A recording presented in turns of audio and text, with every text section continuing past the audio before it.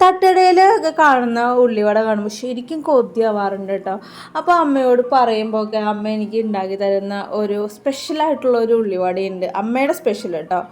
അതെന്താണെന്നല്ലേ, ആദ്യം ഒരു ജാറിലേക്ക് ഒരു കപ്പ് മൈദയാണ്, അത് ഞാൻ അരിച്ചെടുത്തേക്കുന്നതാണ് കേട്ടോ. പിന്നെ ഒരു മുട്ട ഇട്ടിട്ടുണ്ട്, പിന്നെ മഞ്ഞൾപ്പൊടി നുള്ള്, പിന്നെ ഉപ്പ് പാകത്തിന്, പിന്നെ ഒരു പച്ചമുളക് ഇട്ടിട്ടുണ്ട്.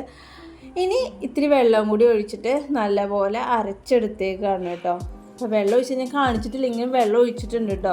അപ്പോൾ അത് ഈ ഒരു പരുവത്തിലാണ് അരച്ചെടുത്തേക്കുന്നത്. ഇനി ഇതിലേക്ക് ആവശ്യമായിട്ടുള്ള ഇൻഗ്രീഡിയൻസ് വെച്ചാൽ സവാളയാണ്, അത് നേരത്തായിട്ട് അരിഞ്ഞത് കൂടി ഇട്ടിട്ട് കൈ കൊണ്ട് തന്നെ ഞെരടി അത് കുഴച്ചെടുക്കുകയാണ് വേണ്ടത്.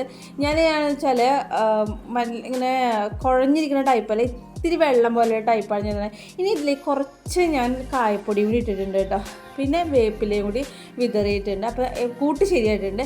ഇനി ഓയിലിൽ കോരി ഒഴിച്ച് പൊരിച്ചെടുക്കുക എന്നുള്ളതാണ്. ഇതേപോലെയാണ് ചെയ്തേക്കുന്നത്. നല്ല സൂപ്പറായിട്ട് തന്നെ എനിക്ക് കിട്ടിയിട്ടുണ്ടായിട്ടോ. പുറത്തൊക്കെ നല്ല മുരുമുരാന്നിരിക്കുമായിരുന്നു, ഉള്ളിൽ നല്ല സോഫ്റ്റ് ആയിരുന്നു. തണുത്ത് കഴിഞ്ഞപ്പോൾ തീരെ പറയണ്ട, അത്രയും സോഫ്റ്റ് ആയിട്ടായിരുന്നു കേട്ടോ. ഇത് കഴിച്ച് നോക്കുമ്പോഴാണ് അതിൻ്റെ ടേസ്റ്റ് എന്താണെന്ന് അറിയാൻ പറ്റും. അത്രയും ടേസ്റ്റായിരുന്നേ.